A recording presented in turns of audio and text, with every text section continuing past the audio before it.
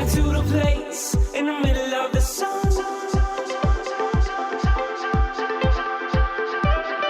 And we'll sing this song, sing it one by one. What's going on, guys? Hey, thanks for tuning in today. Yeah, we're happy to have you. Another great show where we welcome Dr. Lea Lis, and she is also known as the Shameless Psychiatrist, and she's on a mission to help children and parents live without shame about their sexuality. She's a double board certified adult and child psychiatrist who has worked with non-traditional family arrangements throughout her career. And that's what we dive into is we talk about co-parenting mostly, what that looks like, and then also shame around sexuality and how to teach our kids not to have shame around sexuality, which we really enjoyed. Yeah. And if you're listening and you don't have kids, still tune in because she talks a lot about the importance of getting in touch with your own sexuality and how that could help you if you do plan to have kids or just in general to have a healthy outlook on sexuality. Yeah, your own sexual story, she calls it. And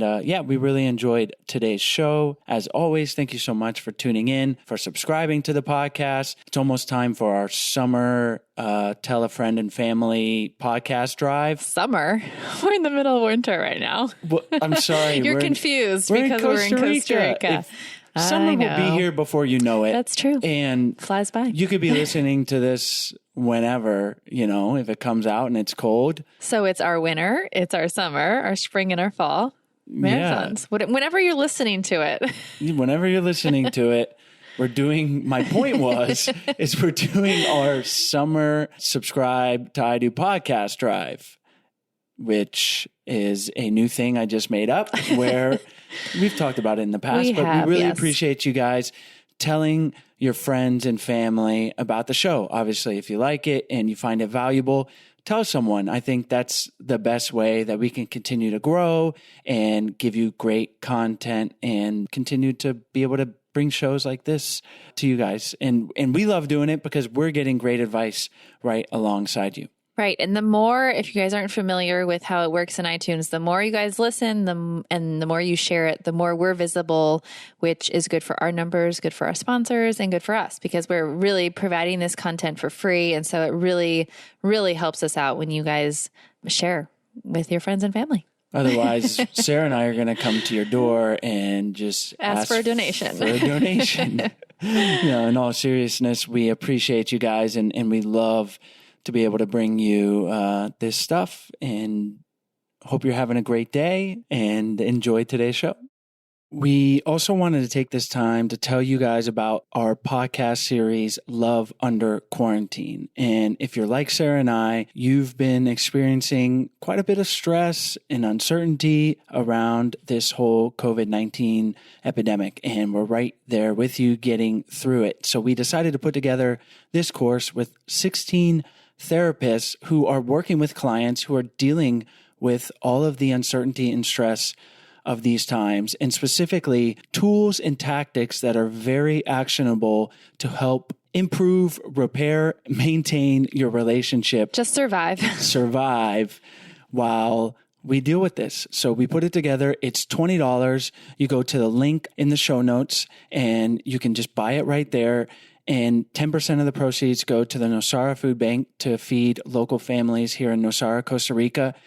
So you're doing some good there, and you're going to be helping your relationship in these tough times. It's super easy to sign up. If you have Apple Pay or Google Pay set up on your phone, it takes literally a minute. It's super fast. And if you don't, you can pay via your credit card. You get an email within a minute, and the podcast series goes directly into wherever you're listening to your podcast right now. So it's super easy.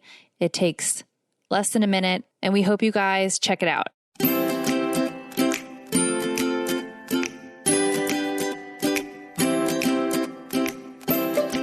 Hi, Dr. Lis. Thanks so much for joining us on the show today. Thank you very much for having me.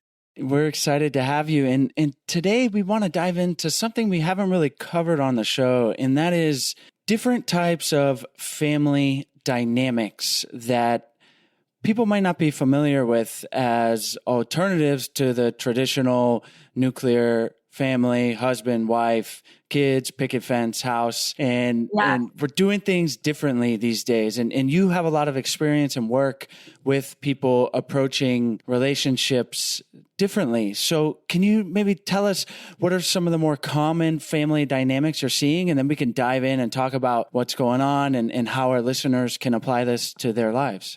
Great. Thank you, Chase. I think that the traditional family arrangement is now less of common than the non-traditional, and the non-traditional, the new normals. I think, with the divorce rate being 55%, we are now seeing tons of different co-parenting arrangements, and there is no like nuclear family like we used to think of in the Norman Rockwell paintings. And I think that there has been so many ways that I've seen new parenting arrangements. I think obviously there's the divorced parents and then remarriage, and then now you have two sets of parents on both sides because they often get remarried. I see a lot of people having babies that aren't necessarily in a romantic relationship with the father or of the baby. So, for example, I've seen a lot of two male single sex homosexual couples finding a female in their late 30s and deciding the three of them want to have a baby together and create co-parenting arrangements around that. And I've seen that work really well. And I have worked with some polyamorous families who have all kinds of interesting triads and different parenting arrangements, raising their children really beautifully, as well as a lot of single sex families. And I've seen two single-sex female couples finding a male as well who wants to be involved, who it can serve as like an uncle role. So I've seen a lot of different things, and I'm really happy to talk about what kind of works for these families and the paradigms that I've seen being used in the family arrangements. I don't know if you want to dive into one particular type first. Yeah, absolutely. And I'm just curious, for the more of traditional couples that you're working with, I guess more of a male-female dynamic, and they're going through a divorce or a separation, are most of them aware of other alternatives for their family dynamics? Or is it kind of a new thing when they come to see you and learning about these dynamics is more of a new thing? What are you experiencing? I am definitely experiencing that. Most of the parents who are getting divorced and come to me commit a lot of grave sins, and they seem to be the same sins over and over and over. And I think they're really some simple rules that I really get them to think through before they break up, or before they tell the children, that are incredibly helpful that I will share with you.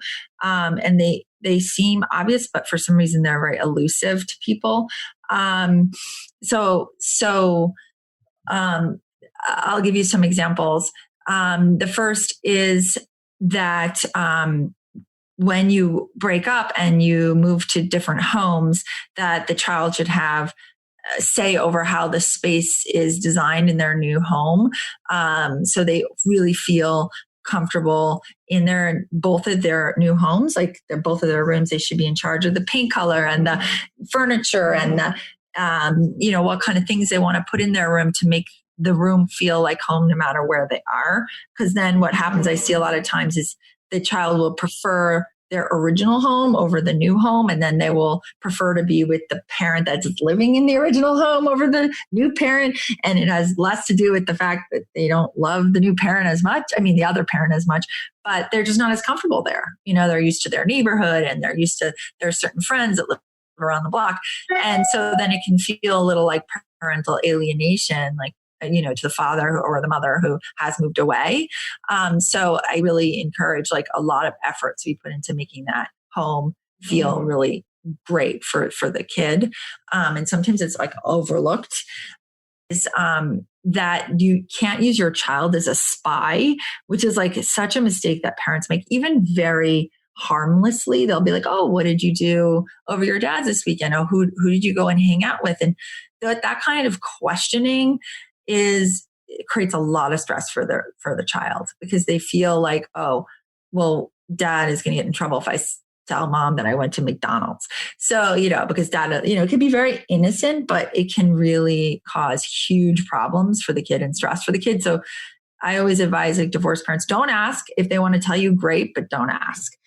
Because that time with the other parent is special and should be left, private, because then they might feel like they have to be used as a spy, and it can get out of control where they're, oh, is daddy dating, or is mommy dating, and who are they seeing? It can get really ugly, or it can be really innocent, but either way, it does cause kids a lot of stress because they feel like they have to pick sides. So that's something that I really advise never to do. And if there's any like major changes in your life as a divorced parent, like you got a new job or you are dating someone new, you have to tell the other partner yourself.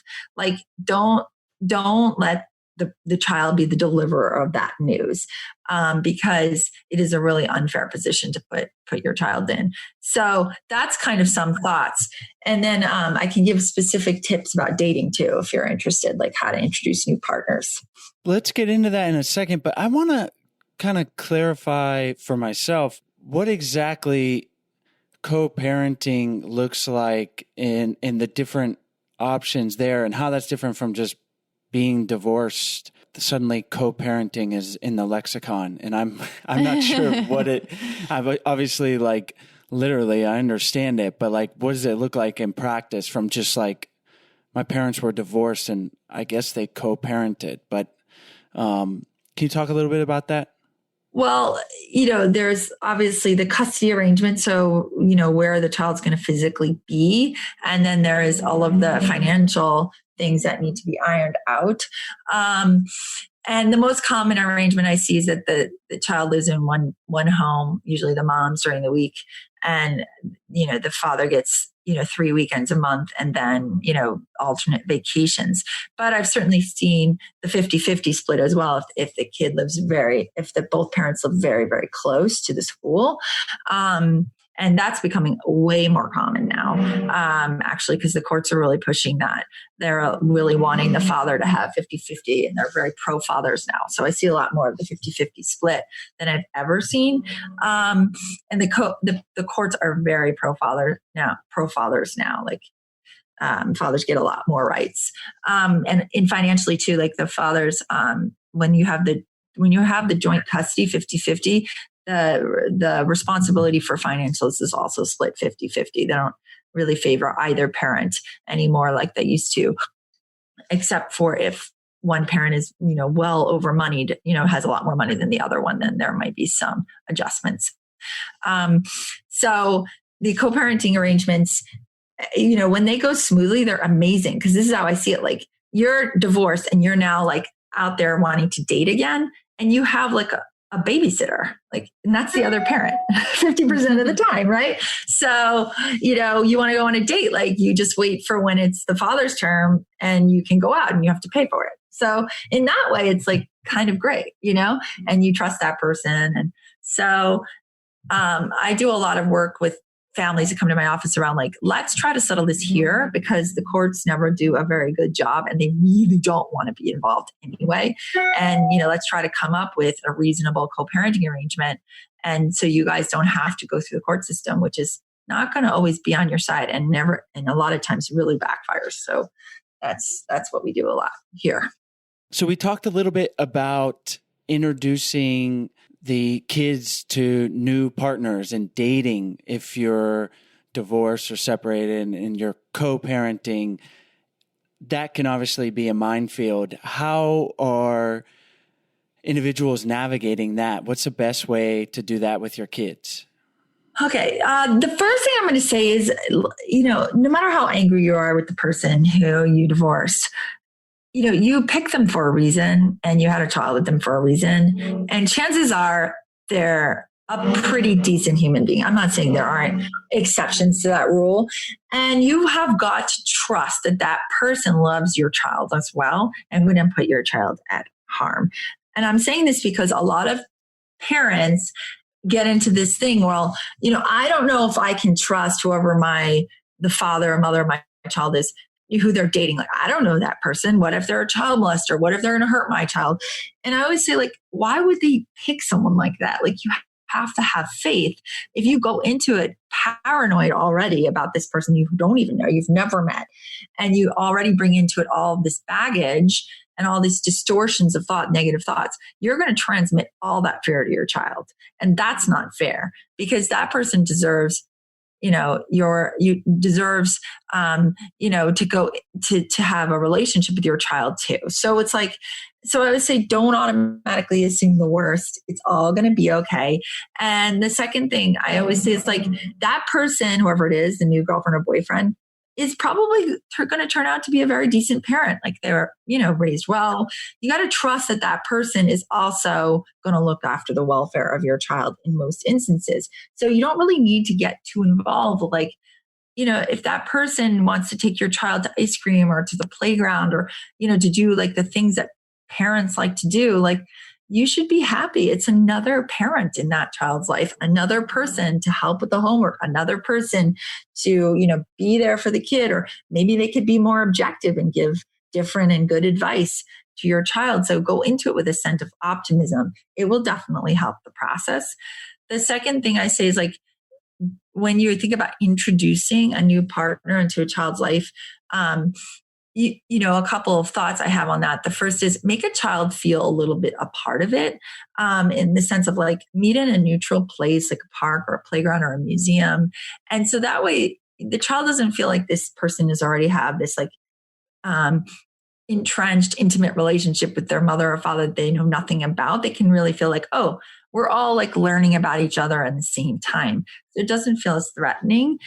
Sometimes the parents make the mistake of having the person, the romantic partner, come over to the house when that romantic partner's been there 1,000 times. And then, like, all of a sudden goes in the cabinet, pulls out the milk, the ice cream, whatever, knows where everything is. And the kid's like, wait a second. I didn't know this person's been over and been in my room and touched my stuff. Like, I had no idea. Like, and they feel, like, betrayed. Does that make sense? Mm-hmm. Yeah. So I said, like, do it on a neutral rate, and then have the new partner be brought into the home as if they were a guest in the home, even if they've been there before. And, ask the child, like, oh, show them your room, like, show them your toys, like why, and have the person ask, the new romantic partner ask questions like, oh, why do you like that poster? Or, what food do you like? And so it really feels like the child's, like, being brought in the beginning, and there's not, like, this scheming going on, and they don't feel upset, and they can really feel ownership over it. Like, wow, this person's really cool. Like, I like having them here. This has been great. And then don't rush, like, having that person sleep over right away. Like, let the new child get used to the person, like, in small, sound bites. And then you can let, obviously the relationship progress, and, they can becoming more of a co-parenting situation. Also, because as a divorced parent or a separated parent, you don't know that person very well either. So you may not want to jump in too deep, with having that person get very bonded to your kid and then you break up, which is very upsetting. So it's great to do, like, the bites and getting to know each other, and you can do that as a process. Like, you as a dating person can have this new relationship come in new, and you can all explore together whether this is a great fit for your family. I'm not saying the kid gets to decide, but I'm saying you can go about the process of dating in a way that everybody gets kind of involved, and we all that you and your child learn about this person together. And then if it doesn't work out, you can just simply explain, like, I really like that person, a great person. I hope we can be friends, but it's just not going to work out. And, the child's it's not going to devastate the child if there has been measures put in place or boundaries put in place with the amount of time the child gets to spend with whoever that person is. Is that making sense? Yes. Yeah. And as a child of divorced parents that both remarried and dated, I have a lot of questions. I'm wondering, what are the ways to limit the amount of, I don't know, like, possessiveness? I found that I was really annoyed with the women that my dad dated. They could be anyone. And then my sister was really annoyed with the men that my mom dated. And I feel like that's probably pretty common. And are there any ways that the parents can facilitate an easier relationship between the kid and a new partner with their parent? Yes, I think, if you follow some of the steps that I told you and make the child feel a little more part of it, it will definitely help. I was just watching that TV show, Sex Education, and, of course, the teenage boy's always running into his mother having sex with someone, and that is just not the right way to introduce a relationship. So I think, following the steps that I outlined above, but also another thing is like that a huge mistake that parents make is they parentify their child and they ask their child like, oh, how do I look in this outfit? I'm going on a date. Sounds great, but that's not appropriate. It's almost putting the child in the role of a friend. And I always think that's a mistake. Things like, asking the kid advice about, what are the, what restaurants to go to or what they should be doing with this new person, or it always backfires. And I find that a lot of your parents might have done this, your parents might not have. There was also a lot of shame around for the child, a lot of shame around, what if my father finds out, like in the case of your I guess it was your sister not wanting to know the male partners that your mother was dating. Is that correct? Yeah. Or just having an adversarial relationship. So like there's a lot of, or the other way around, there's a lot of shame over like, well, what if my birth father, my real father finds out, and, will he be angry? Will he be upset? Will he be asking me questions? Will I have to report?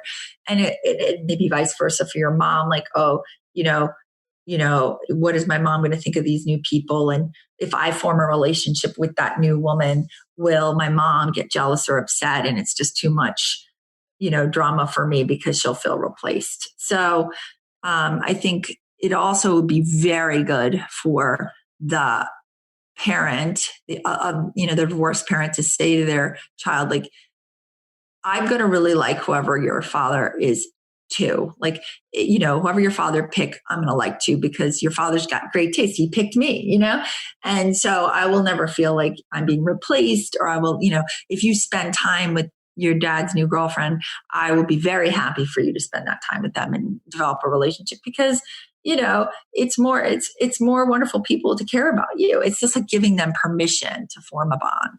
It could also be really, really useful. Those are great points. That really resonates. And not that went on personally in my life, but I could just see how if my dad had just come out and said those things, it would just everything's more out in the open, and I feel like those conversations were never had. And so that makes a lot of sense. And you mentioned the show, the boy walking in on his mom. I've heard about that show, Sex Education, but you touched hilarious, by the way. So funny. You gotta watch it. It sounds good. Well, one of the other things you do work with is the shame around sexuality. And I think whether our listeners are divorced parents or not, it's valuable to teach our kids to not have that. I know I wish I had a better perspective on sexuality growing up. It wasn't really even talked about. So how can parents do that? We have a 4-year-old daughter and we want to know. Yeah, sure. I'm going to say that there should never be the sex talk, right? It's funny when I watch, videos of parents trying to give the sex talk. Because if you think you're going to have the sex talk, you've already lost. So sex talks need to be ongoing, and they start as soon as the kid is born, believe it or not, in the sense of, what's the first thing you do with your baby? You teach them how to talk, right? So how it begins is like you really teach your child the correct names for their anatomy. So, vulva, labia, clitoris, scrotum, penis, rectum. I mean, they don't see the rectum, but anus. And you just say, oh, it's time to clean your anus. It's time, you need to wipe your labia from front to back. And you're labeling the parts. So you're pointing to them and you're saying, oh, that's your labia. That's your anus. That's your buttocks. That's your belly button. Those are your nipples. And just like they're learning their nose, their eyes, and their ears, they're learning the correct name for body parts. And that's the first part of sexual education. And why is that important? Because studies show that children who can correctly name their anatomical parts are less likely to get sexually assaulted and more likely to be believed when they are, because those are usually the same parents who are talking about touching, right? And who's allowed to touch those parts. And so, and also they've done studies on perps of sexual assault, and they will stay away from those kids because they know those kids will come right up to their parents and be like, he touched my labia. That's not okay, because, that's what you start to do. And then you can go into boundaries. Who's allowed to touch you? Who's not allowed to touch you? Where are they allowed to touch you? Where are they not allowed to touch you? And that's like 2, 3, and 4, and also around masturbation. So from 0 to 2, most children masturbate. I'm not saying all children, but certainly I've seen it a lot. My children did. And, little boys do all the time and even get little erections, and it's totally normal. And from 0 to 2, my best advice is just to ignore it. You don't need to say anything. You don't have to push their hands away. You don't have to say, don't do that in front of people. Just say nothing, because their language skills aren't really developed enough to get it, why you're saying that. But from 2 onward, I do recommend just saying yes, it feels good to touch yourself, and it's called masturbation, and, please explore your body, but just do it when you're alone. And that's all you need to say. And, because they might do it when watching TV or inappropriately. So I really say, just tell them that. And then, I can go up through the age ranges, but every age range is layering in, you're layering in sexual education every time, you're getting more, and you're bringing in new things that already have so much foundation.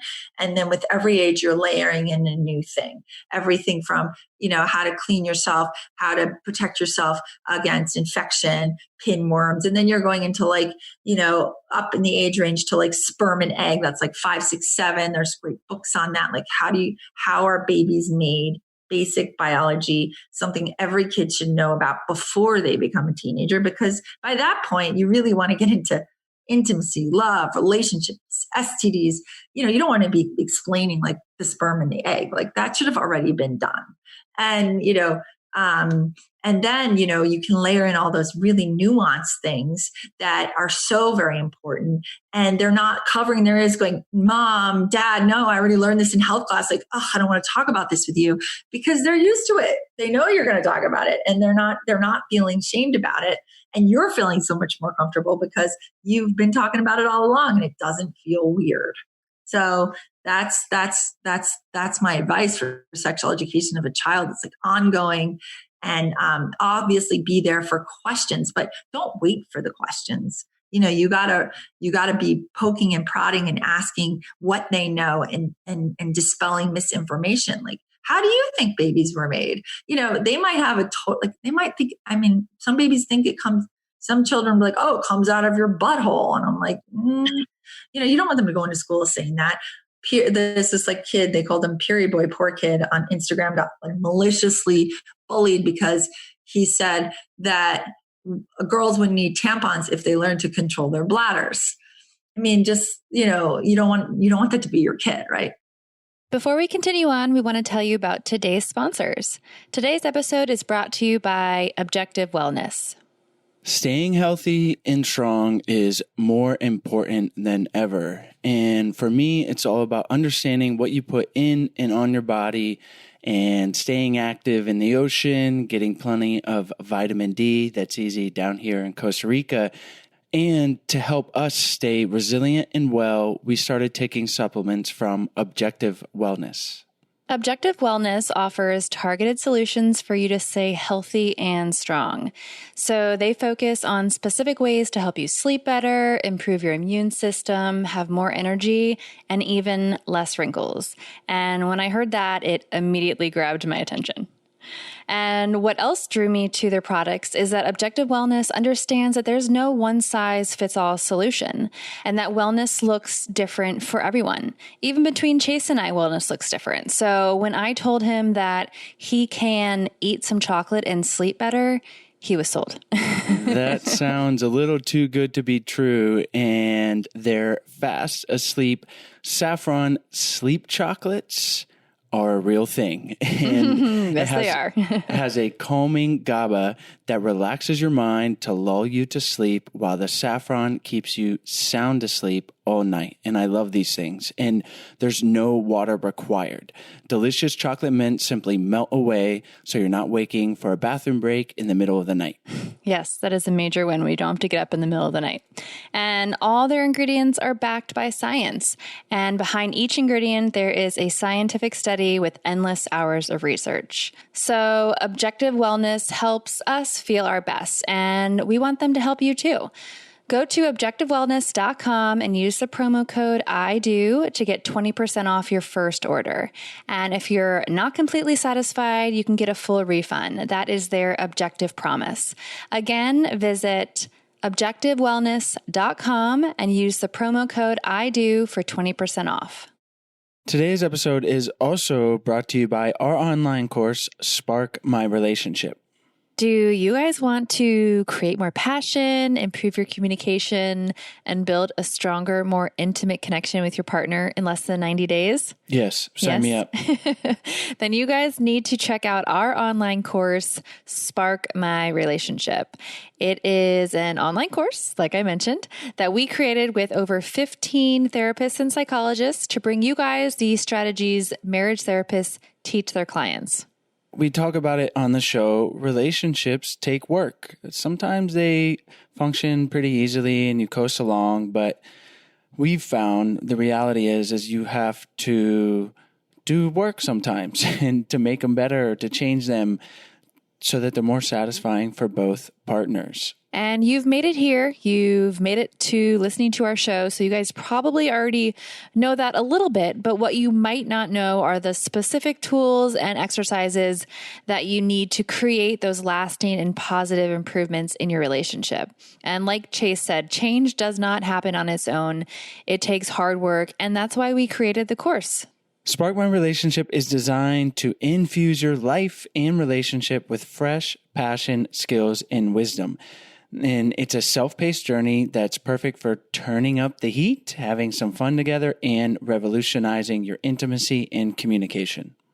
And just some tools and strategies that the course includes is how to eliminate unhelpful old habits, develop mindful awareness to help improve your stress management, learn healthy and successful communication tools, create a deeper and more intimate bond, and strengthen your couple microculture, which you will find out what that is, in the future together. So for our listeners only, we're offering a special of $100 off the course. Visit sparkmyrelationship.com/unlock to unlock your discount. And there is a 30-day money-back guarantee, so there really is no reason to not give it a try. So go to sparkmyrelationship.com/unlock for $100 off. I really want Stella, to me, maybe a measure of success is her comfort in talking to us about it. You know, obviously every kid is different in their personality, but I know it was never talked about growing up with, and I think Sarah as well, like at all. And I think just that fact makes it like a taboo thing. Yeah. And then of course culture also like suppresses that. And, you know, I'm 34 this year, and it still has impacted me, you know, that I have this negative, maybe negative is not the word, but just, I can't freely talk about sexuality like that much. Not that it needs to be like banter, like when you're out to dinner with friends, but it's like this area of life as a human that is as natural as breathing and eating, and yet it feels forbidden, which is kind of crazy. Yeah, Chase, you've internalized a lot of that shame. And that comes from not just the fact your parents didn't say anything, but all the subliminal messages they gave you. You know, the look of fear in their eyes when when any TV show came up, which had something sexual, and, you know, it's so much internalized shame that we have around our beautiful, wondrous bodies. And it is having sex, reproducing, falling in love, you know, are some of the most important things we'll ever do. And certainly you want your daughter, your beautiful daughter, to have those things. And, you know, all parents really do on a fundamental level. So, you know, that's why I wrote the book called Shameless, because, you know, there's nothing to be ashamed of, and our bodies and our, you know, ability to have sex and experience pleasure it's beautiful, and it should be embraced by parents.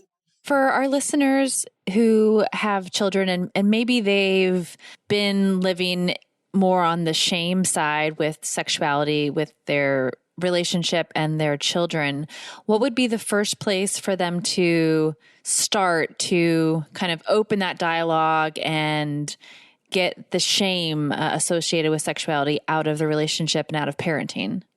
Yeah, I mean, simple things like going into the mirror and saying like labia, like scrotum, anus. Some people are so uncomfortable, like saying pee-pee and, you know, wee-wee and your hoo-hoo and your jewel. And it's like, you know, you got to learn how to say it yourself. You know, might feel like a curse word at first, but it's not, you know? And another thing is to use resources like, It's Not the Stork is a great like early developmental book. And then for teenagers, Sex is a Funny Word by Corey Silverberg. These are like great resources. Like if you don't know how to say it, then, you know, you can read it to your kid or read it with your kid, ask them if they have questions. It's a great like tool. And then another advice I always give parents is like, use like media as a jumping off point. So like you can look through their Instagram accounts if they have them. You can ask, like, what do you think about what she's wearing? Do you think that's appropriate? Is that not appropriate? Or if a show comes on TV and people are kissing, you can ask like very open-ended questions. Like, what do you think is the right age to start kissing if they're like 9 or 10? Or, you know, just sort of get a read of like where their head is at. And then you can like talk about it. And it doesn't necessarily have to be about them per se, but, you know, and you can use it as a tool to say, oh, well, you know, maybe 13, 14, 15 or 16, 17, you know, whatever it is your values are. But I think it's really great to use media as a jumping off point. And the third point I want to make is something called owning your own sexual story. And I feel like for parents, this is critical. You have to be comfortable with your own sexual life before you can impart wisdom to your child. So it's like, what is it about? What did you learn from your parents? What did they tell you? How, you know, what were your early sexual experiences like? I know, how did you learn to become a good partner or be in a relationship? And what are the like values and pearls and wisdom of all that you can pass down? So it's a great like thought process to think through, and owning your sexual story will help you pass down intergenerational wisdom instead of just imparting your own trauma.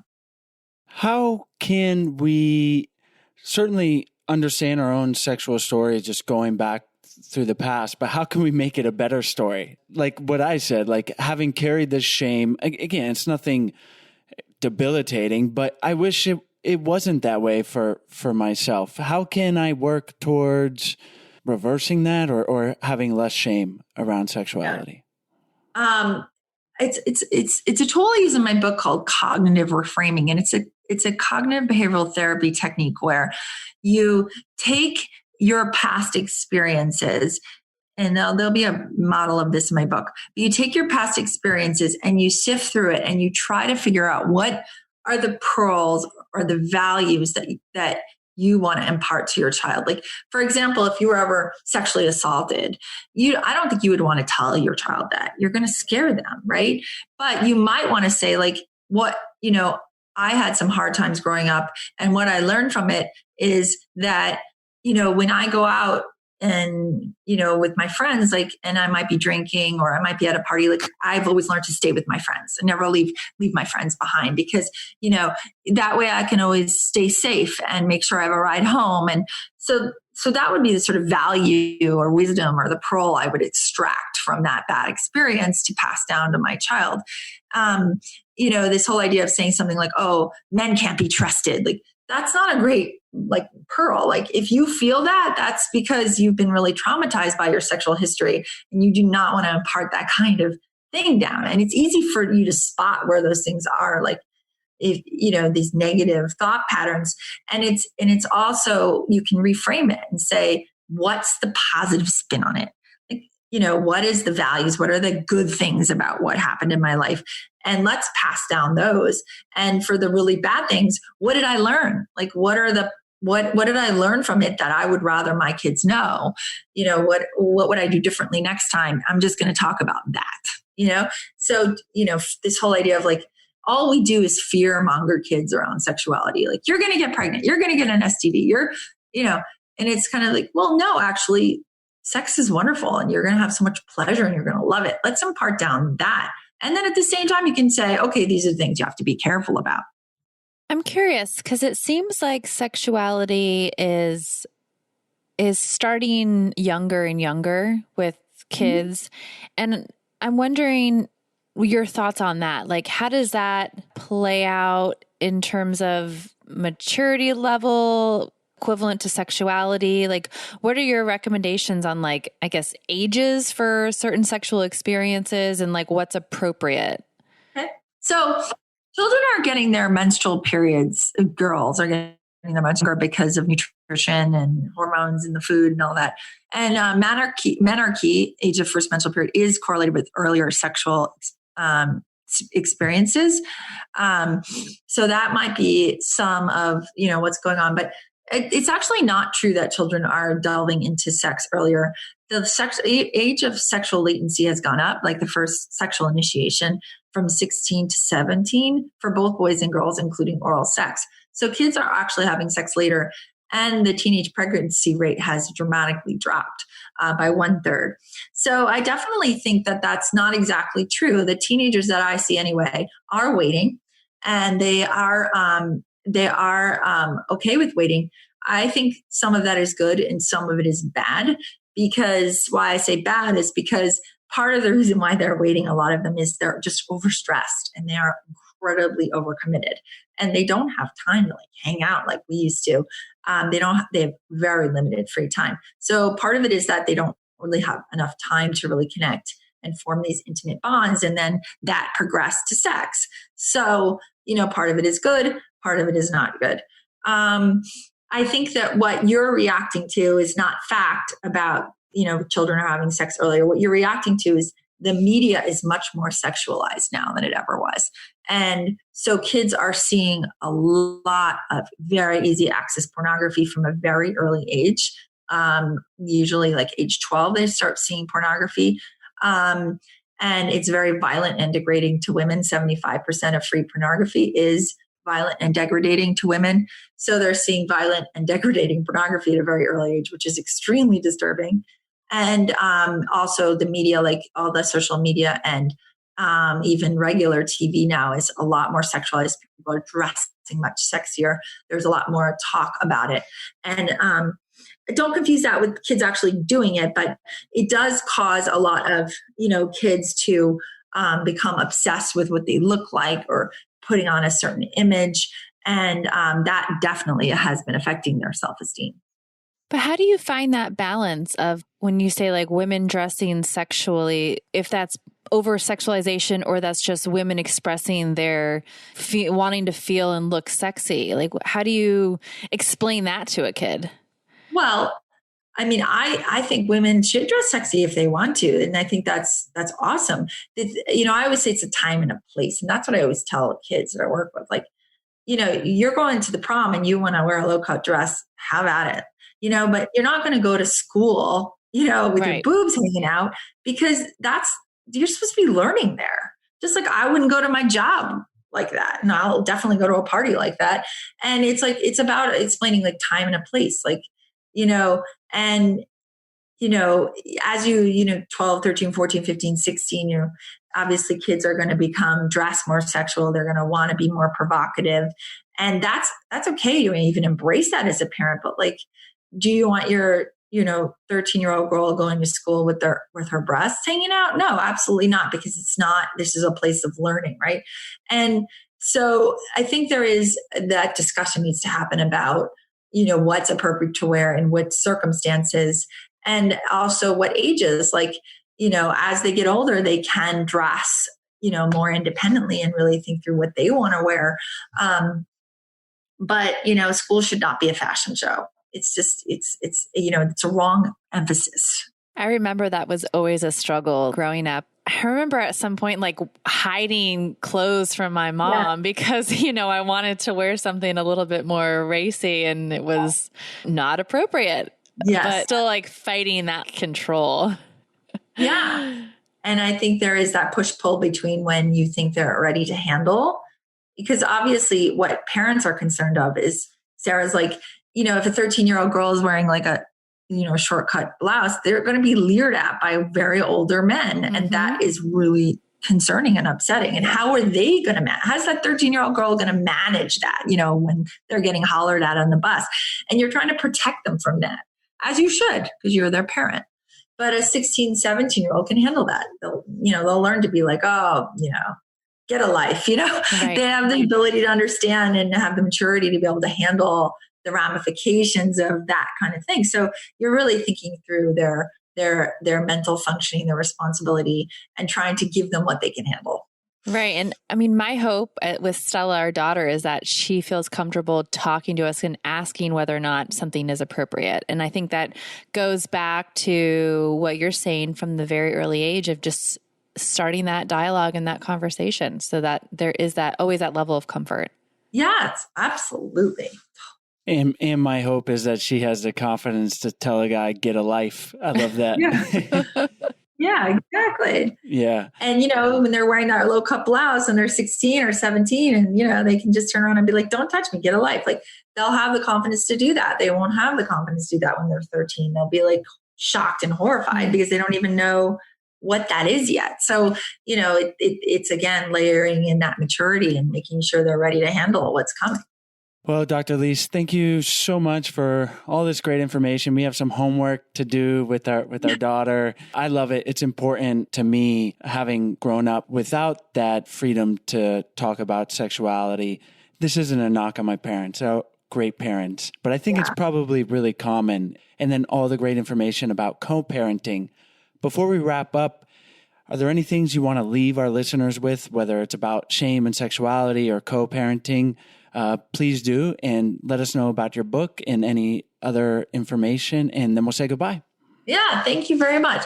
I would like to wrap up and say that, there's no need to feel shame about your sexuality. It's the most natural, beautiful thing in the world. Embrace it in your children. And when they become teenagers and they start to become sexual beings, allow them to test those boundaries in a slow and mitigated way with your support. So much better that they learn to become a sexual human being when they're under your roof rather than when they have to go out and do it in the quote real world where they can get really hurt without your help.